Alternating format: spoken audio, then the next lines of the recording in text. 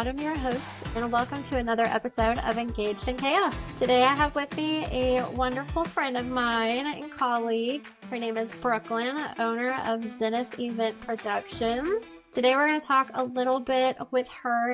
She's a planner and a coordinator. She does all kinds of doing in the industry. And we're going to kind of go over her experience and ask her some questions and see what happens. So, I'm excited to Brooklyn, be here. so tell us, who are you? What do you do? And what got you into wedding planning? Well, first off, you already know my name. I'm Brooklyn. I'm based out of Florida. I am a single mom of three very passionate children, if you will. So controlling chaos has kind of become a niche of mine over time, with them spanning from 6, 9, and 17 currently. And then working in the service industry, I've been in service industry for over 15 years. I've worked with people in every single job I've ever had, and then started this business 3 years ago. And I've had the fortunate upcoming, if you will, to grow and learn a lot over time. I live very vicariously through my clients. So it's a lot of fun, and I connect with pretty much all of them. My goal at the end of the day is to have a relationship that's developed with them enough to we keep in touch over time. And I work in a position that I'm kind of at the start of their entire lives. So being able to watch that, even if it's just through social medias and stuff like that, with people following and sharing and everything, it is a huge opportunity. I've been lucky enough to get invited to birthday parties and baby showers and other things that are going on in their lives too, and been able to bring my own children as well, because they have actually become friends. So that's something it's probably one of my favorite parts, honestly. I love that. Because, see, I think that's why me and you connected so much when we met almost a year ago now.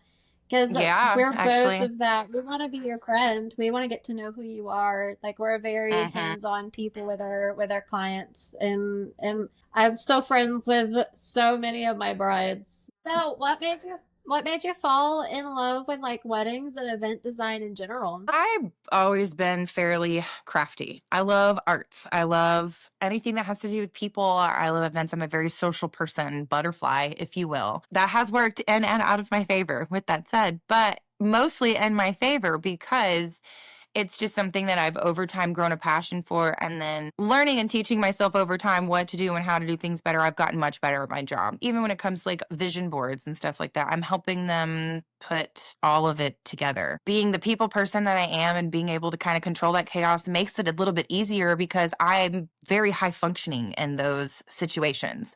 I'm also very assertive. And some people do take that the wrong way, but when you are a wedding planner and the coordinator, you are the central for literally everything that's going on. You're the main component, the heart of the event. And then if you don't have that, that falls on the photographer. You know this. You've been in those positions before. Absolutely. And then if you don't have that, it's the bride. It's always one of the three. The photographer can't do multiple things. The bride needs to be at ease, because if you're not mentally aware or present, then what's the point? It just becomes redundant, and you're not even enjoying something that you put all this time into. Right. You're not able to be present on your own wedding Yeah. day. So that's one of the I think things that's that the just learning people and being good with people and wanting to do that. I approach my business in a different sense, because your mentality and how you feel coming up to it is absolutely something that it's pertinent almost, because I, again, get on a personal level. And I feel like in my position, if you don't know anything more than your client about your client, aside from what they want on their day of, you are not doing your job, because there's so much more to it that goes into that. They have things that go on in their personal lives that they maybe can't get back to you on.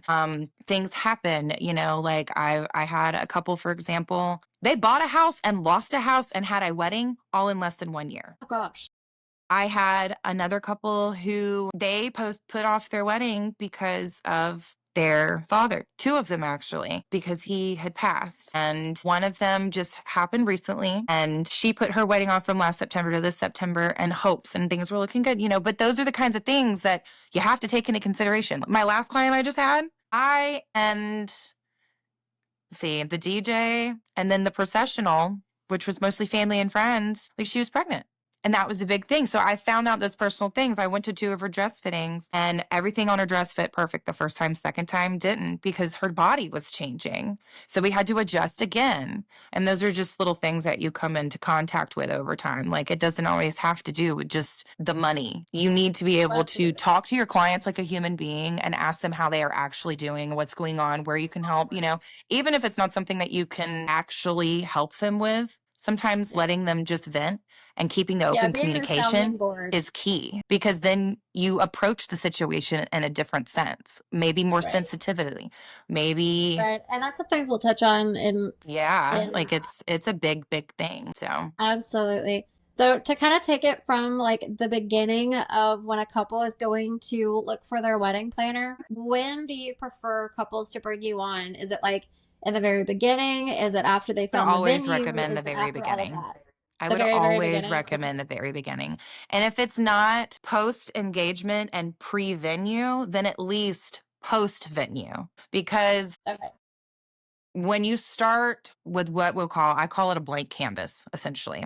When you start with what is considered a blank canvas, then you have everything in front of you. You don't have to go on the search by yourself and then get completely disheartened, and that's happened. I can't even tell you how many times I'll get people halfway through in partial planning and they'll be like, it's just too much. I just can't do it. I can't believe these prices. I'm overwhelmed with work. I have so much of this and that's a lot of the reasons why, because then you're faulting yourself and you actually in turn put yourself behind. So say you could be 6 months in advance, but if you stop because something happens and then you wait and then you have to interview planners and then you're putting yourself back. So starting in the beginning would always be my recommendation. But when you're interviewing or you're talking to those people, you want to look within your budget, of course, but you also need to recognize that you're paying for what you get. And then on top of that, you need to be able to budget that into what you need and then know that that is a necessity. Planners in that sense, like that is kind of a necessity. And a lot of people don't think that because they want to take on that work of their own. And then in turn, it falls on people like you or the bride, but definitely in the beginning. Yeah, they end up having like Aunt Susan or somebody coordinating for the day. Yes. I had a client, it's been a hot minute now, but she had left florals in charge of a family member. I think it was her aunt. And the aunt completely forgot. The aunt completely forgot. She had some other stuff going on. So I show up and it's like 12 o'clock. They're getting ready and like nothing's decorated. And she's literally like, hey, where's Aunt so and so? Like, where's the flowers? What's this? What's that? And the mom's like, I don't know. Let me call her. And they call her because she's not there yet. And they're thinking like she's on the way. They're gonna come set up. And no, she forgot. She completely and totally forgot. I About the literally whole rode. wedding? About the whole She was wedding? coming to the wedding. She forgot she was in charge. She forgot she had a job. She My forgot she had goodness. florals. So, of course, that sent everybody into a frenzy, and there was no planner or anything. So I'm like, okay, look, guys, it's good. You got it. Like we are 5 minutes from Publix. So I went with them. I hopped in a car. We went to Publix. Like we picked up as many flowers as we could. We came back. Like we made some arrangements, and we did the best we could with what we got, and turned it into something great. So Yeah. it's been ever since it's been a long time since that happened. And yeah, I have since that day been like, I really want a planner every single day of the week. And that's a huge thing, because when you have That's other people who are supposed to be there and be involved in all that, like you shouldn't honestly have anybody who is coming to your wedding or in your processional or your bridal party or at all unless they are designated people who are like a CVS person. You know what I mean? Like there's one person, if you need anything from CVS, they know where to go, they know what to get, they know how fast to get there, and then they can come straight back. And like that is their job. For somebody who is to take care of the personal stuff whenever you leave, because like the cards, the box, the money, bags and items and stuff like that, that needs to be somebody else's. And then you have subsequent to that, you have all the other roles, like the bridesmaid who's responsible, or the maid of honor who's responsible for the bride, the best man for the groom, and so forth. But no, almost every single time anybody designates and they don't have professionals there that are running it, there's something that ends up being missed. There's something that ends up going wrong, or somebody gets mad and there's a fight because they don't agree. right. And I think sometimes too, family members, when it's like family helping the couple, they kind of there's not that sense of urgency since there's either not money No. taking place. There's not a contract. There's no real consequences if they fail, besides, there being a miserable wedding day. I think sometimes families slack off or like Yeah, don't take it quite as serious because like, oh, that's my sister, or oh, that's my so and so. Like they'll be okay even if I don't get it right. exactly. They're very lax. Yes, for sure. So I'm kind of backtracking just a second. So I've always wondered this. I feel like I know the answer, but not enough. Not enough to be like confident in my answer. What's the difference between a wedding planner and a wedding coordinator? I have people ask me this all the time, and I'm like, I have my own opinion, but I want to get I'm your actually so glad professional that you opinion asked on it. that because let me tell you, Please do. there is Educate such us. a vast differentiation between the two of those titles right there. And I do Okay. both, so I can say that. But the thing about the wedding planner is when you Hmm. have a wedding planner, you're developing a relationship with them. You are molding something together. It is a all trust factor. That's why I always say I'm trying, like, I want to become friends with you. I need to be able to communicate with you like I'm communicating with you right now on this podcast. You have to be able to communicate and have that open communication and plan and build and do all of that together, because when you're doing that, you're getting very open honesty almost 100% of the time. Now, granted, when you're doing that, that's part of the interviewing process. You have to be able to talk to somebody who knows their answers, who knows what it is. If they're saying they're saying they don't, you're not connecting with them and you don't get a sense of calm, you're already in the wrong boat.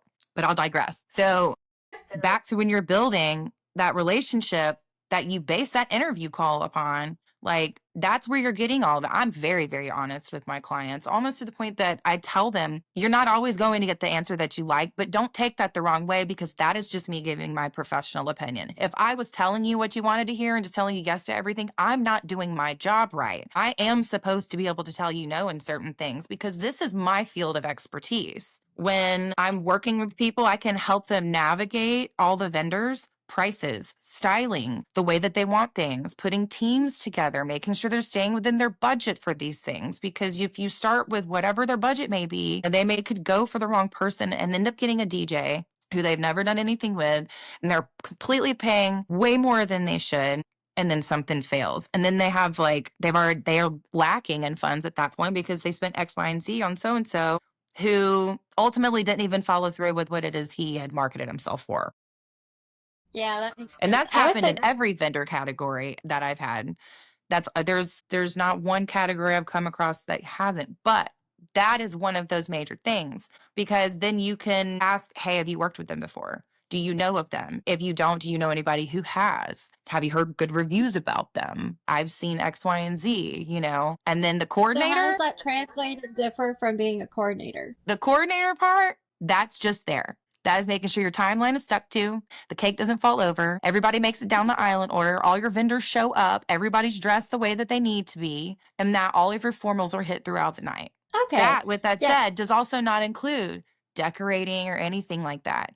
Touching tables and making sure that all the decorations that you already designated to other people are done the right way. Yes, that's part of it, because you can be like, well, X, Y, and Z needs to be fixed on all of these tables. Or table 10 is missing two chargers. So that's when the coordinator comes in on that. But outside of that, So, everything else is on the planning side. Literally everything else is on the planning side. so You're there to just make coordinate. sure that everything is good for coordination, and that at the end of the day, everybody's alive and nobody's getting filed with a lawsuit for liability. That makes sense. Yeah. So it sounds like planner wise, like you're getting their budget. So they have to trust you when they're interviewing who they're gonna pick. Which me and Eddie just talked about that in our first episode of like the importance of trusting your vendors and interviewing when you're picking your Absolutely. photographer. I think outside of like your venue is normally 9 times out of 10 the first thing that people will book, and then it goes the wedding planner and your photographer, and then you go down the dress. Like, you buy your dress and you keep moving forward. I think the trust aspect is so important. If you're using a planner and you're planning the wedding, you're a part of the design, you know their budget, like they have to trust Yep. you implicitly so that you can take their money and do the right thing with it and make their dream come to life. and you're part of like having to be honest and not always tell them what they want to hear. Like you're in charge to me, the way I see it is like you're in charge of their money and making sure this like the wedding goes well. So like you want to recommend the right things. And I Yeah. think Pinterest is almost become a liability because people are seeing giant floral arrangements and these big extravagant weddings and they can come to you and be like, okay, make this happen, but their budget and you already know is maybe half of what to make that happen. So you Oh, have to help absolutely. them.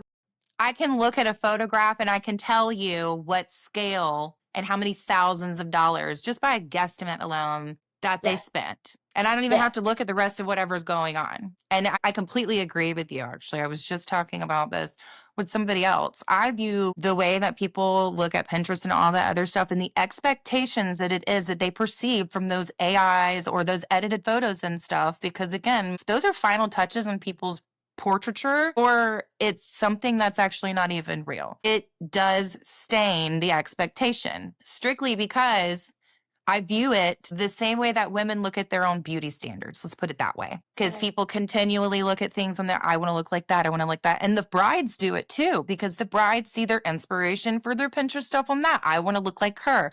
I want this dress. I want that. Like you have to also radically accept that what you're looking at and where you at is reality versus not. Yeah. And I that's a very fine line for people because they don't grasp that. They're like, well, this person did it. And if you look close enough, you can tell that 2 leaves are off and the homie over here has got 6 fingers. And you're like, well, that's fake. That's why that looks like that. exactly. I have a teenage, well, she's not now, but she was at the time. She was like 13, 14 and was looking at a magazine and was hating on herself and then seeing people on Instagram and like, man, I wish I looked like that. I wish I looked like that. And I broke it Mm-hmm. down. I had her come over to my computer and I was like, okay, look at this. Like, I took a picture of me and I said, look, you know what I look like. You see this photo. And then I show her the exact process of what I did, of what these other people are doing on Instagram and like using these editing apps on their phone. I didn't even pull up Lightroom or Photoshop. I didn't even go like that, I guess, professional Mm-hmm. grade with it. I just took my phone and I downloaded an app and I was like, look, this is what they're doing. Like Yep. that's not what they actually look like. That's just a trend. That's Yep. just them making themselves look like that. So Mm-hmm. don't shame yourself or body hate yourself because or hate your body. I don't know what that was. But don't shame yourself for not looking like that because it's just not real. And I wish more Yeah. people knew that. Um, And I don't get me wrong, like I love Pinterest. I think that it's a great inspiration. And I actually suggest to my brides, I know you have a vision board already. Where's your Pinterest link? Go ahead and share it. Send that to me. I want to peek and poke your brain. But again, it's a vision board for a reason. Yeah, exactly. It's a yeah, vision board it's for just a reason. inspiration. And every single time I Absolutely. do, and I tell them when we start doing the breakdowns, what do you want your table aesthetic to look like? What do you want your florals to look like? And that stuff. And I tell them to bring me these ideas.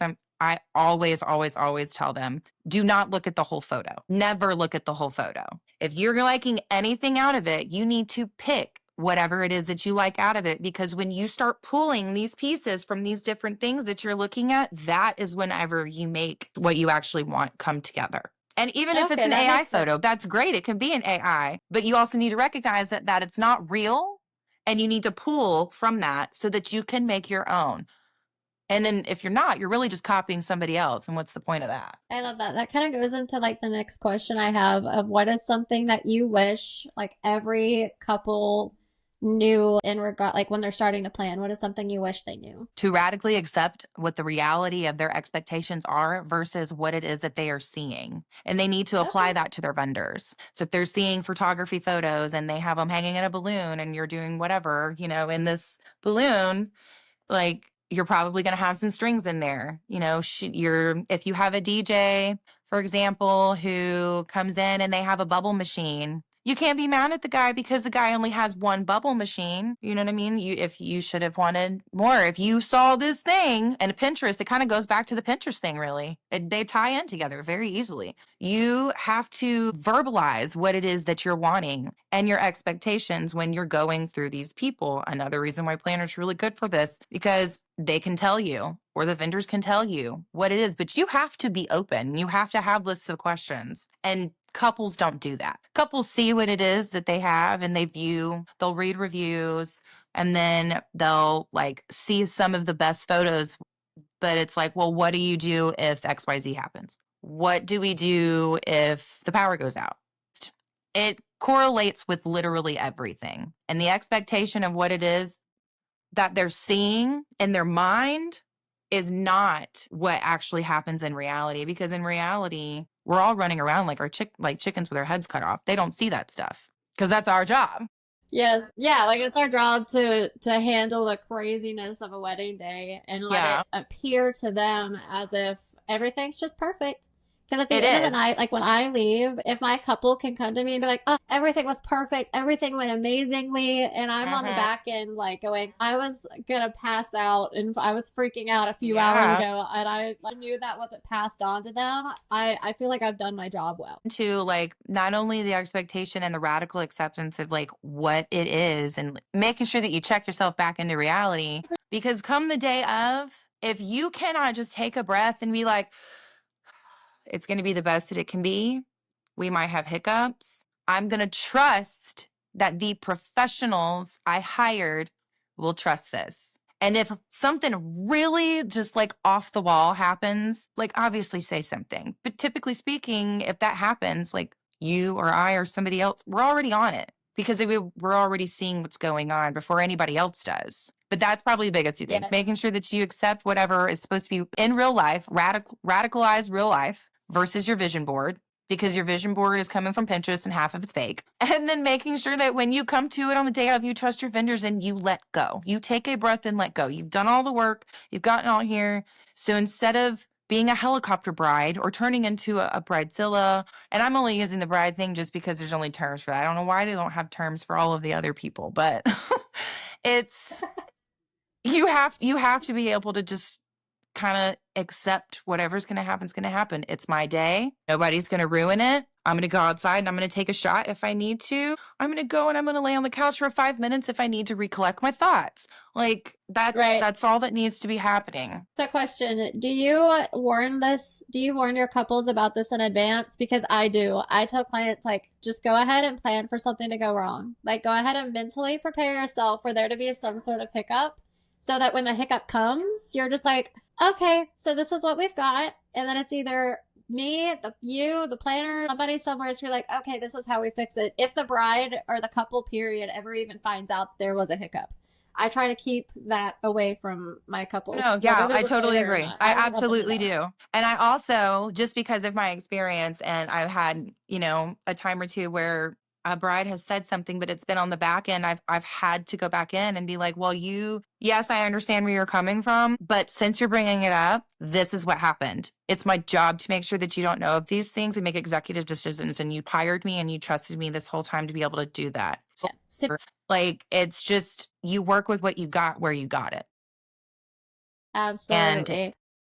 on the back end, if there's something that's said of it, then you approach the situation as professionally as you can Yeah. because there's almost I always an think too, explanation. sometimes like as wedding planners, and I think it translates into photography as well, that we're sometimes thought to be mind readers, and we are indeed not mind readers. No. Communication is absolutely everything. So I'd rather over communicate. I don't ever want anyone questioning anything. So like whether it's an intake, like an introductory call with somebody, I'm giving all of my information. Me and Eddie Yeah. were just talking about how so much of the industry gatekeeps, and the whole point of this show is to kind of expose that and explain like what our troubles are, what our communication issues are in the industry side and on the couple side, so that we can bridge that gap. And I'm really glad you're here with us today as like a first step, because I wanted to take it like vendor by vendor and Yeah. interview everyone of what the process looks like on the vendor side to help the couples know like what they're getting into, what they're asking, and also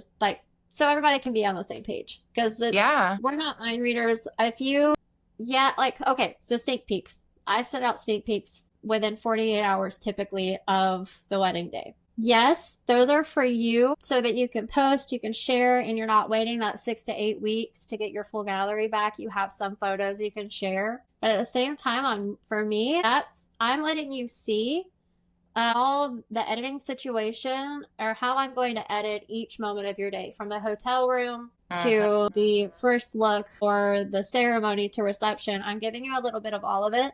So if there's a tweak that needs to be made, I want you to tell me that tweak in the sneak peek part. Don't wait till I've Yeah. got the whole gallery completed and I send it to you and you're like, "Okay, so can you actually re-edit these? I don't like how it looks." It's like, all right, I'm happy to Yeah. do it. I'll do it. I want you to be happy. But that's But a like, lot it of would have been so back-ended work. cooler. It would have been It's a so lot much of cooler if back-ended you'd have work. told me 6 weeks ago when I sent you those sneak Yeah. peeks.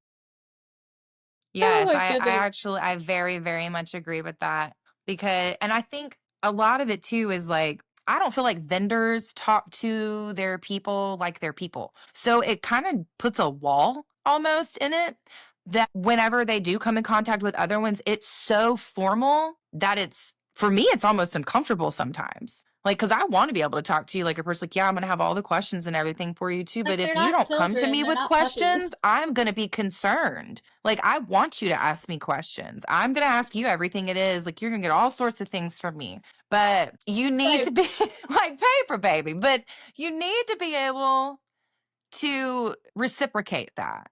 And they I think where that leads me to is clients don't in turn, especially after a contract signed and a deposit's paid because they are obligated at that point contractually. They don't want to hurt the vendor's feelings because they feel like if they're gonna say Yes. anything to them or whatever, they end up like pissing them off, and then they're gonna like drop them or they'll end up having to replace them or whatever. Yeah, and you end up feeling really bad too, because it's like, I wanted it to be beneficial. Like, I wish you could have told me beforehand. I wish we could have had more Yeah, conversations before the wedding ever even happened to avoid yeah. those things. Back out are the ones who really care. Like we're genuinely trying to find out like how did everything like are you really happy with everything? Because we're not corporate industries. Our businesses are our Right. lives, are our babies. We baby them the same way that we would our children because it's what feeds us. It is what we do. So it's important to get that feedback. And when you don't, it makes for difficult sometimes. It's not always what you want to hear, but I will say that that percentage is probably 5 to the 95%. 5% versus 95%, I guess is what I'm saying. So For sure. And again, like we it's said, worth it. you're not a mind reader. No. So that comes into play. I think a lot of this, when the misconceptions happen or people think we're mind readers, is when it comes to the timeline of the day. So, what do you think is some of the biggest or most avoidable issues that you've seen in a timeline or like writing your timeline out that could be avoided if communication happened?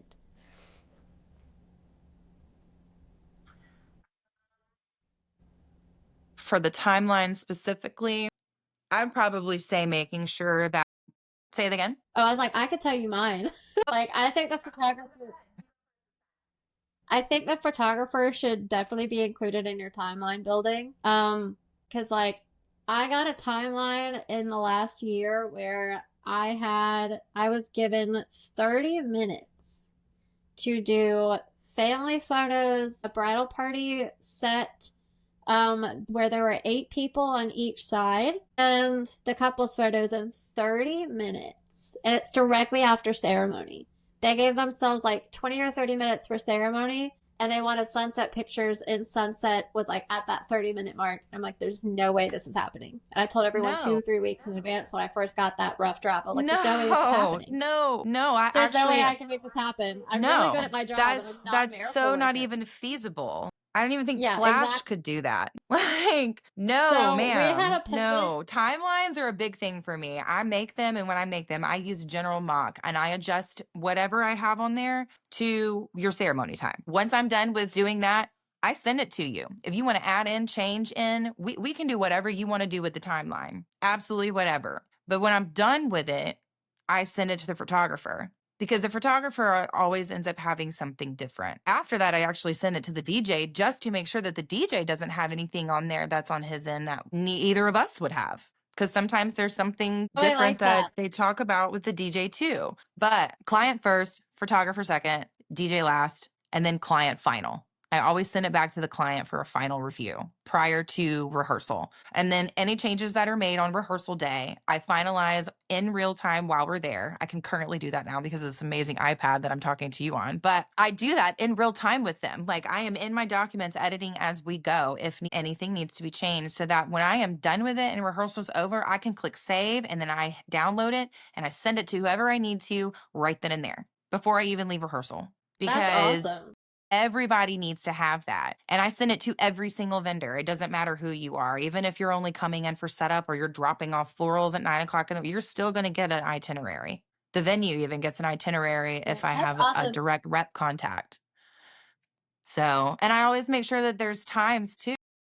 But I think Are you? I there's nothing like walking into a wedding day and like I have some sort of idea of what the day is gonna look like because I've been talking to the couple. But Mm-hmm. like we're getting ready for ceremony and I have like a DJ, I have catering asking me when dinner's gonna be, like when dinner's gonna be served. I have, the DJ going, what songs do they want? Like, where are they going? And that kind of goes back to the photographer becoming the planner. And I'm like, I wasn't really given a timeline myself. Like I know my timeline for photos, but I can like they didn't want me to work up a draft or anything. They said they had it handled and I No. can't force people to let me be involved in it outside of like this is what I need for your photos to come out the way that you want them to. That's kind of the extent that I can provide if they don't want me to work on their timeline for the entire day. Yeah. But And that's a big I thing. They crunch too much and they don't allow themselves to have breaks. And then when they think they can do it on their own, even if they don't have a coordinator, that almost always happens. And then who's it fall absolutely. on? You or the bride? Yeah.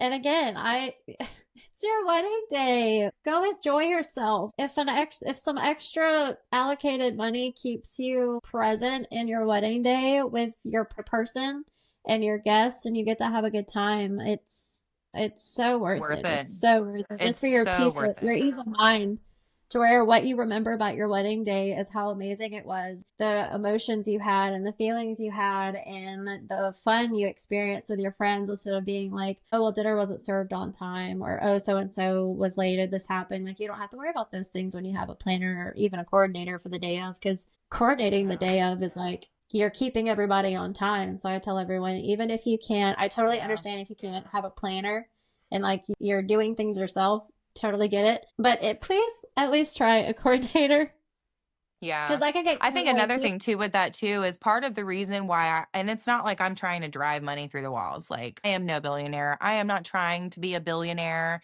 I am trying to make a healthy living and provide for my children and just meet my own goals. But they want to cut that part out because they want to put those budgets elsewhere. And when you come in on the coordination stuff, like I do try to push them for at least partial, because having a hand in it and taking that responsibility on from the client alleviates so much stress for not even the client, but But for for you, myself as being hired for them, but literally for every other vendor that they've hired in that entire circle, anyone who's involved. Because if you come in on the back end and you've got coordination, and it's all, I could have been the coordinator who came in on that wedding, that I would have had any answers whatsoever either, because I didn't have a part in it. Because my that was job's my only to next. make sure that they show up at that Yeah, point, that was my next not make sure question. that the Is papers like are filled out. when you're coordinating, do you help them in advance to plan that timeline out, or a day of coordination like you're just showing up and doing what they're telling you or what you're given? If it's just coordination, I do still work with them on the timeline, everything. They'll get Okay. the same coordination, timeline services and whatnot, and rehearsal and all that they would with any of the other stuff. The only thing different between that is like you really truly don't have a hit. It is a matter of gathering their information for all their vendors in hopes that you get it all, because you don't always get it all. And then making sure that like they show up. Outside of that, the responsibility for them or communication, like we're still not technically responsible for other vendors. Obviously, they are their own people. But as far as the responsibility and like having that hand and making sure that this was done right and making sure that they got what they did, that's not part of it. So if I show up to my coordination, like, and everybody's there, that's great. But if they didn't fill out their paperwork for the DJ, I don't have the answers for them because I'm not a mind reader. If they didn't fill out the stuff or talk with their photographer and they tried to put 30 minutes, an hour and a half worth of photos in 30 minutes, I really realistically would just have to tell them, you need to pick what you want most in this 30 minutes if you want to stick with that. because it's Yeah. not happening. Yeah, I've had to stop family photos at one point, been like, hey, so I have in my notes that you guys specifically wanted sunset golden hour photos, but we're not even halfway through family photos right now. I'm accommodating as best as possible, but I just want to let you know to achieve those, we need to go ahead and stop family photos right now. Go take your couples portraits for the next 10 minutes because sunset's in 5. And then after that, like we can pick up the remainder of photos up top, like up at reception to make that easier so that you still get what you want. And I leave it on them at that point of like, hey, this is what's going on. This is what you told me was important to you. So I'm making that available to you.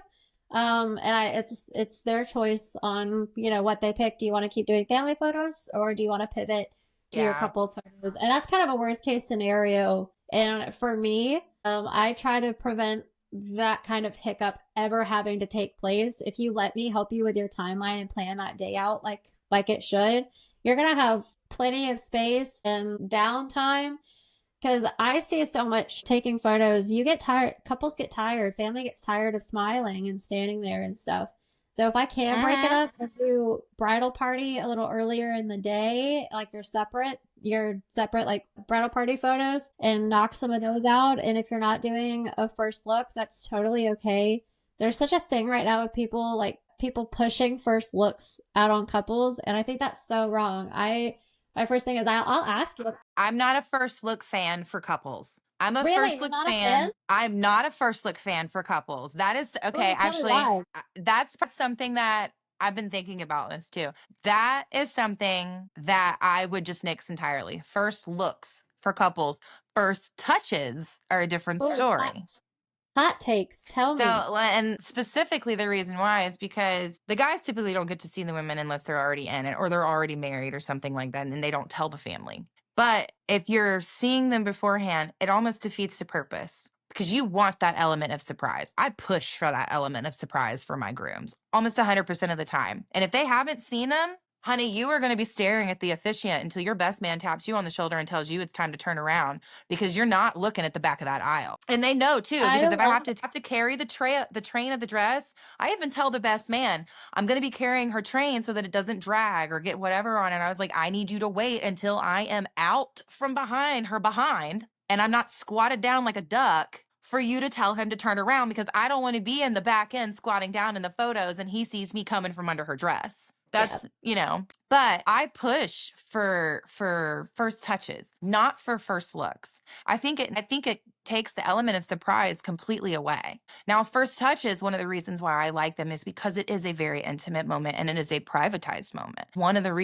Another one of the reasons why it's my favorite is because men specifically, because women are talkers, most at least, generically speaking, men get nervous in situations like that. It's a very like inner cliche I am man thing. Whatever, be the man, but be a man who recognizes when he can also be gentle and soft too. And those are moments that it gives them the opportunity to do that. It See, also I helps so agree with alleviate this. nerves. Yeah, it also helps alleviate nerves because when they're saying something that is so intimate like that, like sometimes they cry, sometimes they shake, sometimes they stutter.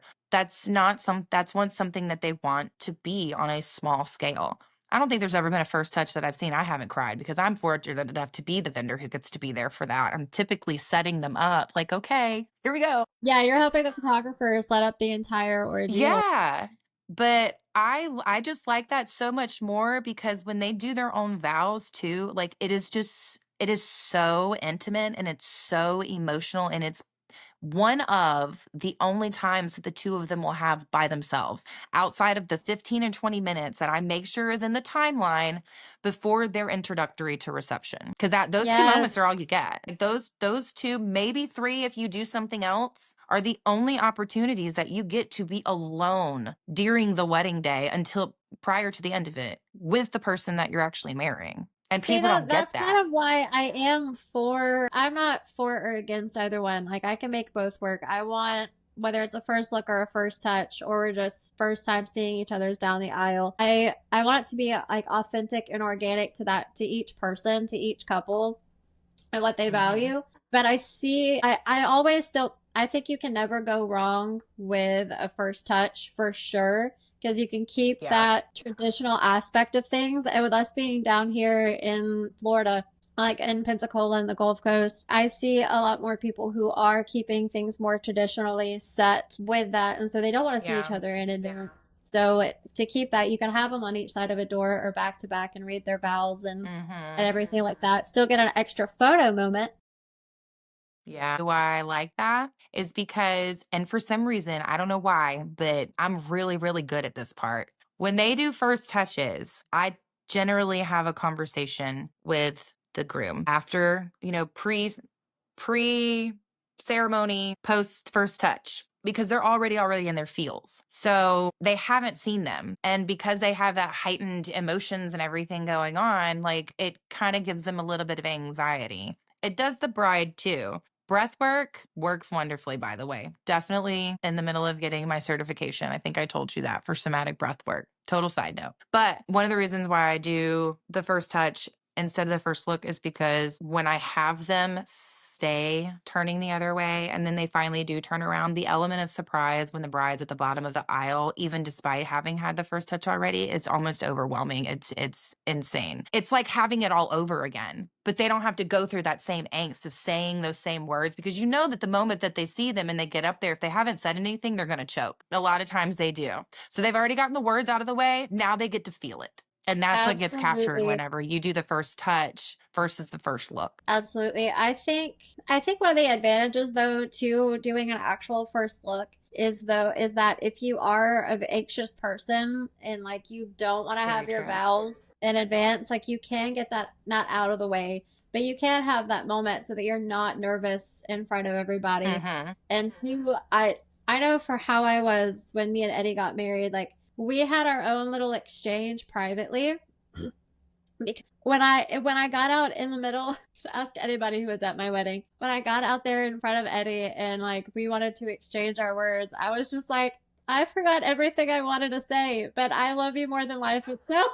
I completely choked. I really, really did. I was like, I have no idea what I was gonna say, and it just all left my brain. I was holding his hand, and I'm like, I'm here. I'm marrying you. This is I love you. I forgot everything I was gonna say, so I'm glad I My said it goodness, I earlier. adore you so much. I wish I had met you prior to your getting married. I'd have been at the wedding cracking up. Yeah, and so that happened. So yeah, I'm a fan of first looks for that reason, to see each other in advance and kind of get those nerves out. And that's how I explain it to my couples too. I'm like, you don't have to do a first look if you're a naturally anxious person or you want to say things to each other prior to being in front of however many people's at your wedding. You can do Yeah. that. You can also do a first touch if you want kind of like a mix in the middle. So I love that we're both kind of on the same page in that first Yeah. touch area. So you It's can get funny those too vows because out. there's been some grooms that I've had that are like, yeah, we're gonna do the first look,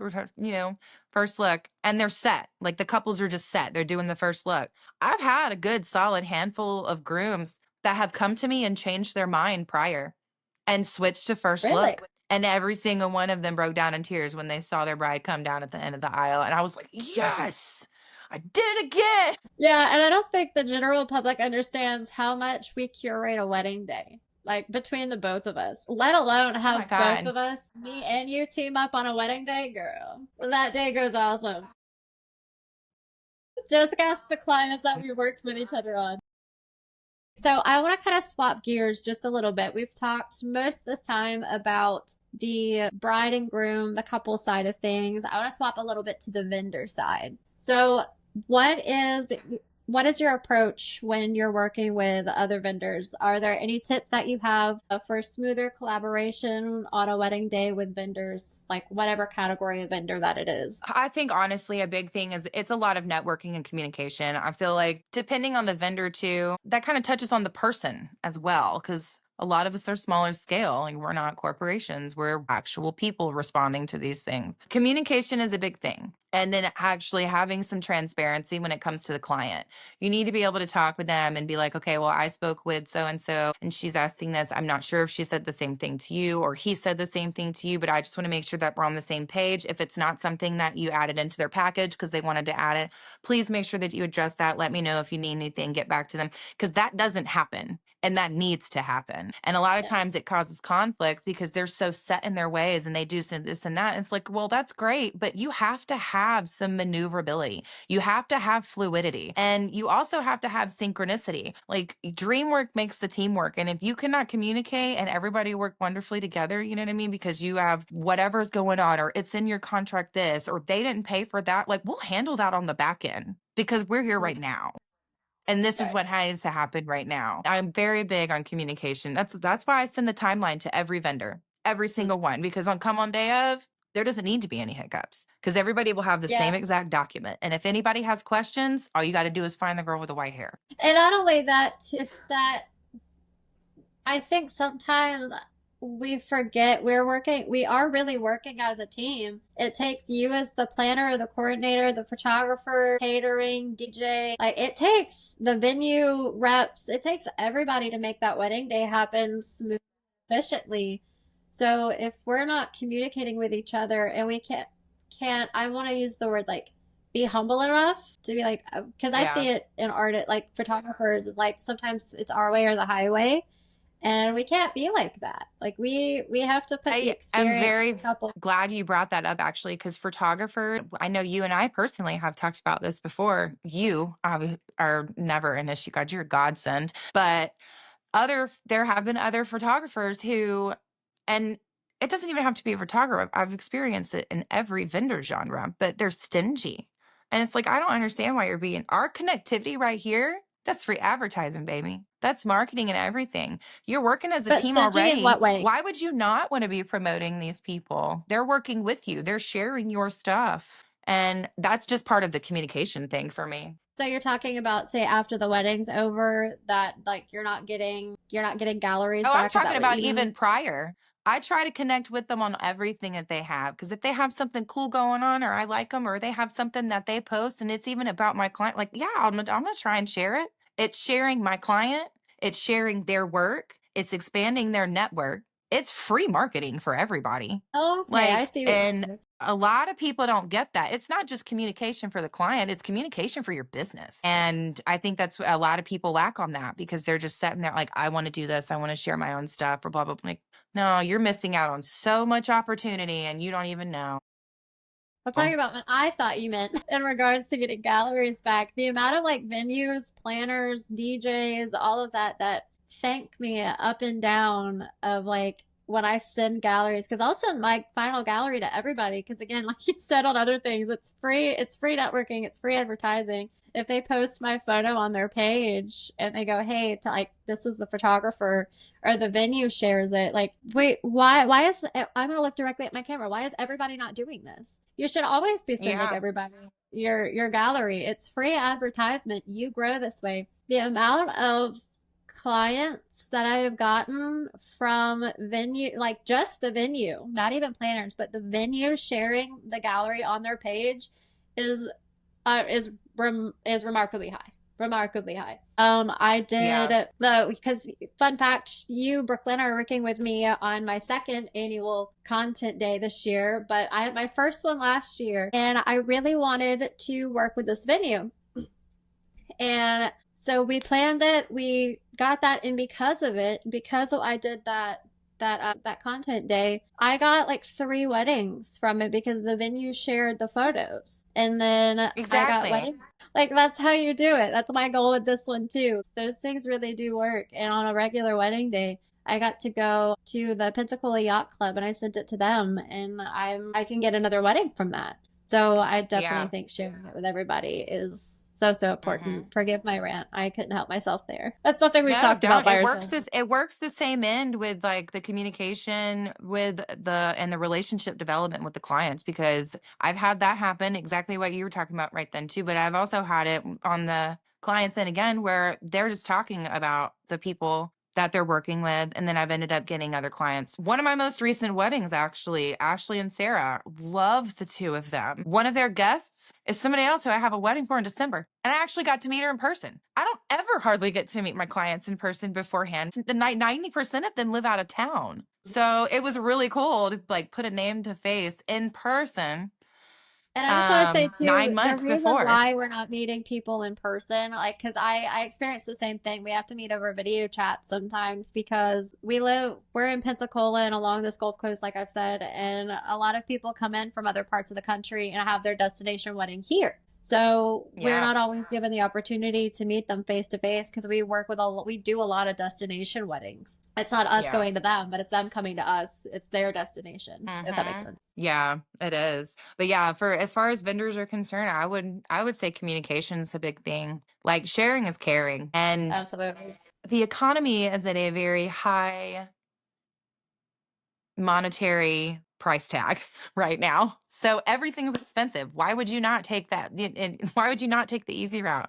Tags and shares and everything that does more than for people than I think they really understand. Because Yeah. sometimes one share can lead to one booking and like that pays somebody's bills. Absolutely. So, story time. I want to see what is like the most chaotic or unhinged wedding day story that you experienced? Oh, she makes a hair mustache. That you experienced, and not just what the experience was, but I'm going to follow up your experience with how could it have been avoided? Because again, I don't want us to talk drama. I want us to, there's a problem. I want us to have solutions to it. So, do we have a story? I got one that's not gonna throw me off the show on my first podcast. All right. I was actually earlier this year, as a matter of fact. So it was a client. They hired me for coordination, and it was Mardi Gras weekend. Well, Mardi Gras weekend in the South is, if anybody is familiar with Mardi Gras weekend down here, then you know we go pretty Yeah, let's ham. explain that. Let's explain that a little bit. So when you're doing Mardi Gras, if you are west of Mississippi, it's a whole thing. It's like a whole month long. Otherwise, it's only a couple weeks and it varies unless you're in like the cruise and stuff for the Mardi Gras with all the parades. Well, it takes over the whole town. They had their wedding on the beach in a small venue on Mardi Gras weekend. They did it the day that the first parade was downtown, but they did it during a time that it was after the first parade. So the entire parking lot to their wedding was blocked off because that's where they put all the floats. The traffic got completely backed up because as soon as the parade was over, everybody started migrating from inland to the island because they were moving to the island for the parade that was supposed to be the next day. And to top that off, the vendors who I had already contacted and told them that, you know, they needed to make sure they were going to be there early because of X, Y, and Z, they had left early, but they still got caught in all that stuff. So they ended up rolling in late, obviously. Now, I'll just go ahead and tell you, you know, they hit everything that they needed to. They got all their photos, nothing crazy happened. Everything showed up, everything was everywhere, all the formals were hit, etc. But they had a beach house. So, I'm already at the venue trying to do as much setup as I can. Again, I'm only a coordinator. Mm. She perceived me touching tables, which is the table touching for the details, making sure the details are like perfected, if you will, as helping with the decor. Not once, because I could not get to her thing without not being able to get, or her Airbnb without being able to get back twice. Did they have anybody bring anything to us? So when I get there finally to pick up these things, it's not like one box, it's literally everything. It's all her table settings. It's her entire set of decor. Things aren't even put together, they're still in packages. So we Wow. get back, but because of the traffic, they ended up finishing their photos and everything by the same time that I was done loading my car because I had Oh to bring no. the florals to them. And the floral vendor was running late because of the traffic. So we get back. By the time I leave, they're already leaving, and we show up to the venue at the same time. I get a ticket while my car's and hazard lights are on and my engine's running while I'm unloading all of this decor that they should have brought or had somebody deliver 3 hours prior or be there before I even showed up. They showed up at the same time that I did and then asked why everything wasn't done. Goodness Like gracious. literally the same exact time that I did and was asking why everything wasn't done. And the thing about it was I was not hired for partial planning. That is partial planning. I, at that point, because of contractual agreements, could have walked out, but I didn't. I made the best of it and I did everything that I could, made sure that everything was good to go. And made their wedding happen. Now, was it Yeah. absolutely perfect? No, because it's Mardi Gras and the vendors were late and they were late. And like, I told her, I would be doing the table touches and everything. I even went back in my messages to make sure that I let her know to designate somebody to either drop off and or set up, because table touches included perfecting details. Hmm. You can't perfect something that's not there, though. That's where she faulted, and maybe it was my fault, but I did make sure to put it in writing that she needed to have that done. I probably should have touched on that again. So if, I can take accountability for that. But at the end of the day, she was far expecting more than what it was that she paid for and wanted. And because of all of that, there was a pushback and there was a delay. Now, again, they hit everything that they needed to and all of that, but I'm only one person and I can only do so much. But all of it was completely out of my hands. I had no control over when you booked it. I wasn't able to tell you you're booking a Mardi Gras weekend. I didn't. I had said everything it was I needed to tell you. Like, you saw what's in coordination. You knew what was in there. We had talked about who needed to be where for what. It didn't happen. First, could it have been avoided if you were the planner, like the full planner, instead of just the Yeah, coordinator? Like, absolutely. because I do that Absolutely. too sometimes. Like when someone gives me their date, I go look up and I see if there's anything going on in the area. Because again, we're local to here. If it's somebody from out of town, they're not going to know. If you live up north and you come down here, you're not going to know that February is Mardi Gras. I So, will make sure that the table touches are done. Like, I have to get in the habit of taking the word help out, because I am that type of person who wants to help as much as I can, but I also need to be realistic with myself. And in her case, absolutely. she definitely wanted partial planning for a coordination package price.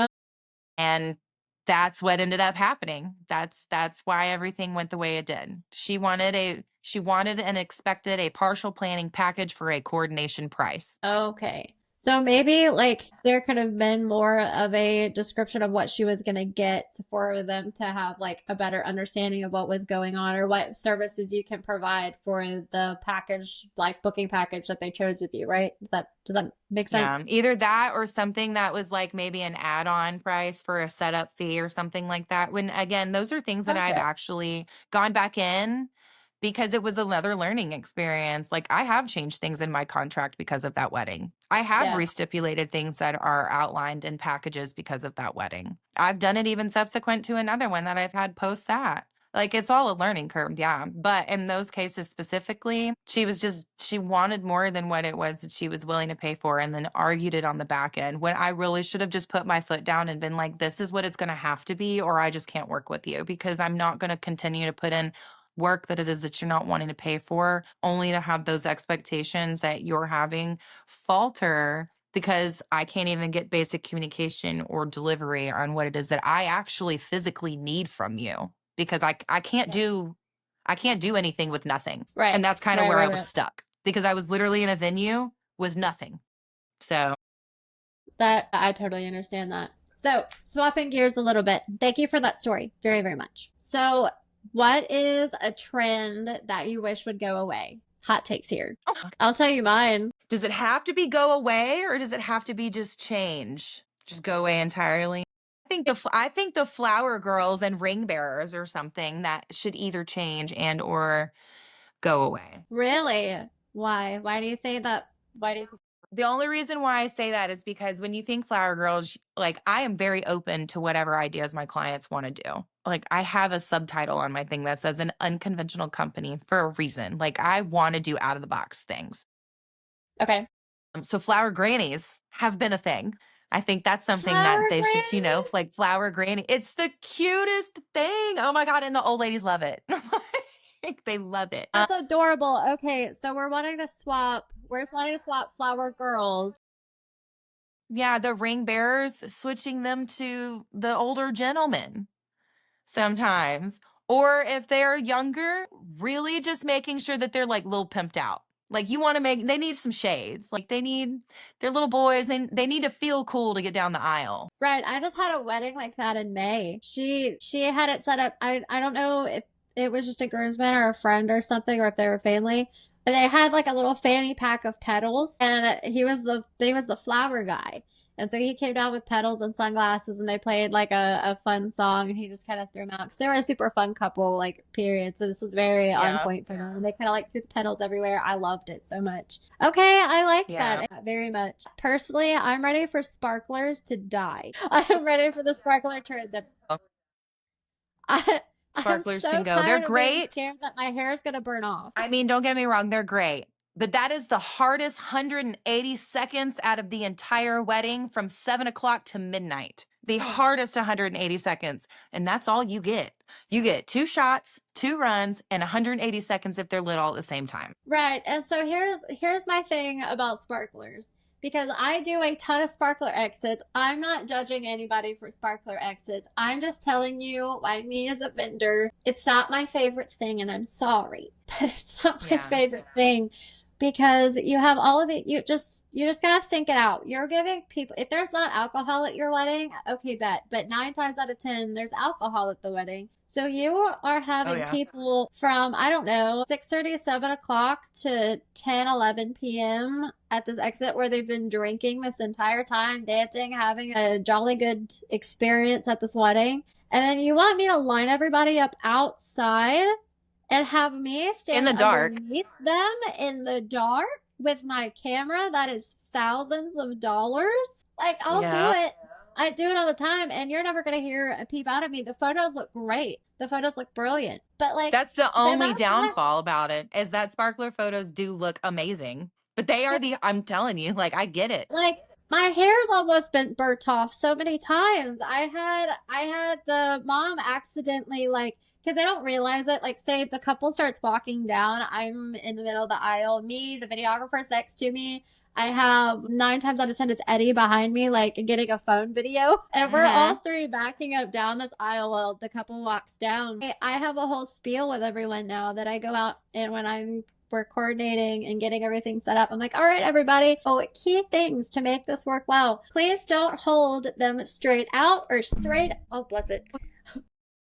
Please don't hold things straight out or straight up. I need you to hold them like out, like I need you to hold them at an angle like this, please. And remember, we do have equipment and we do have stuff. Do what now? I said I use the example of a sword ceremony. That's what I use, like verbally. I'll tell them it's just like a sword ceremony. Hold them at an angle and hold them up. And I have to do that. I'm 6 foot tall. I have been burned in the head before. Yeah, I almost did. Yeah. I have this softbox, this little round rubber softbox that goes on my flash to kind of illuminate things better. And they like it because I'm up here, you know, and flash is like sticking up above my head at this point. And yeah, it's almost gotten burned multiple times. So to me, it's a hazard. Sometimes. Yeah, it can be. That's why a lot of venues don't allow it. Yeah, they don't. There's a lot of places, especially here locally now, that don't allow any kind of real exposed flame. And for those venues, I don't know what your current favorite alternate is, but mine are the rice paper confetti because it's biodegradable, and so like you can order that and get them in different colors. I personally think the white one, the white rice paper confetti is like shows up best on camera. You give everybody a handful of those or put them in like one of those little paper cone things and hand them out. And then as the couple walks past, everybody just throws them up in the air and you can just water hose it down and they degrade, or you can just leave them in the yard and the next time it rains, it just goes away. My favorite alternative to that, because I do really like that, it beats the typical rice too, because the other rice just explodes. And it doesn't break down either. Yeah, and it does get on you. But another one that I really like is, they're LED, but it's like the one they have a small handle like this, and they have all the little strings, and it looks like the fairy lights at the end, and they all light up. You know what I'm talking about? And they can wave like that. You can do them whatever.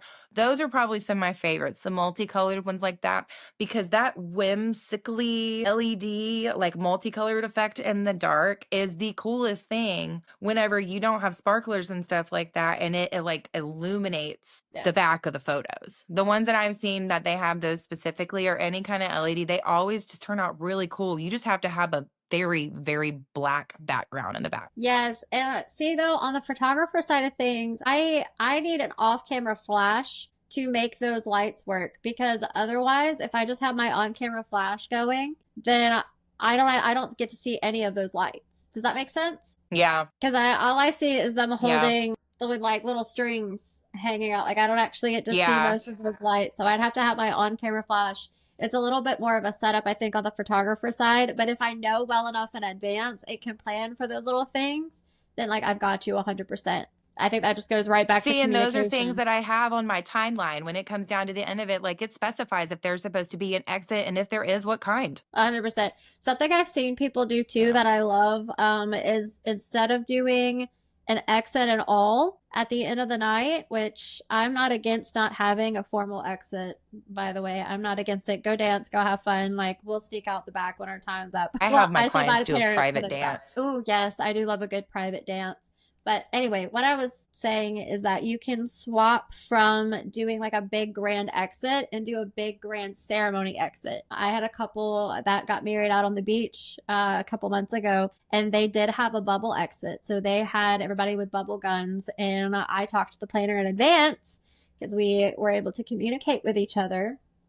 And we got an extra one. So because the videographer was next to me, and then I had my camera, and the aisle was like really small. So it wouldn't have really worked for Eddie to be shooting as well. There wasn't a whole bunch of room at this venue. So he went and we talked to the planner and we got an extra bubble gun.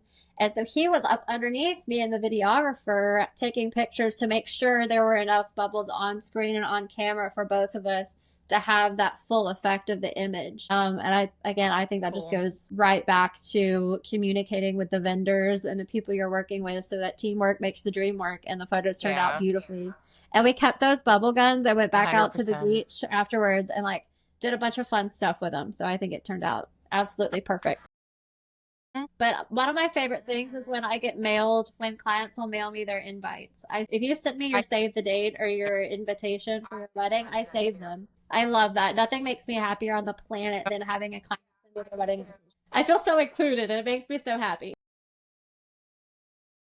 So, one last question. What is one piece of advice that you would give to newly engaged couples? Don't listen to anybody else that has opinions about your wedding. Yes, preach, please. That's 100% correct. Like, it's your wedding. Do it your way. I get it. People are inputting, people and family, they put in, monetary value and stuff like that. But it's your wedding. Do you really want to care whether or not somebody thought that they didn't like your colors? They're your colors. They didn't like them, oh well. Go have your own wedding.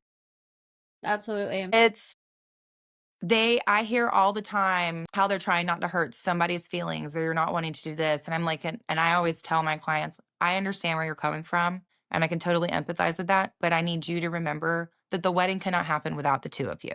So it needs to be what it is that you want ultimately, because you're not preparing this day to make memories for other people. And people get lost inside of that because they see all these other things. Kind of back and go into the Pinterest thing again. And it's an expectation. It's a mental expectation. Yeah. Right. You love your family and you want to see them happy. And people always end up caving too. They do. They do. And I think that's a huge thing, is that I've had brides really like truly be like, man, I just wish I wouldn't. I wish I, well, and I hear that and I'm like, you don't have to wish, like you are the decision maker. Like, I remind them of that all the time. Yeah, I love that. So I thank you so much for coming on and hanging out with me today. I've had an absolute blast. So just to end, where can people find you online? What's your website? What's your Instagram? Where can people locate you at? Zenith Event Productions.net is my formal website. Just got redone. And my Instagram and Facebook, Zenith Event Productions. You can look me up, based in Florida. All right. Well, thank you so much again for coming and hanging out with us. You can find me at Autumn & Co. Photo on Instagram, and the podcast at Engaged in Chaos. And thank you guys so much for having us today, or listening to us today. I don't know what I'm doing. Anyway, I'm tired. And we will see you guys next week.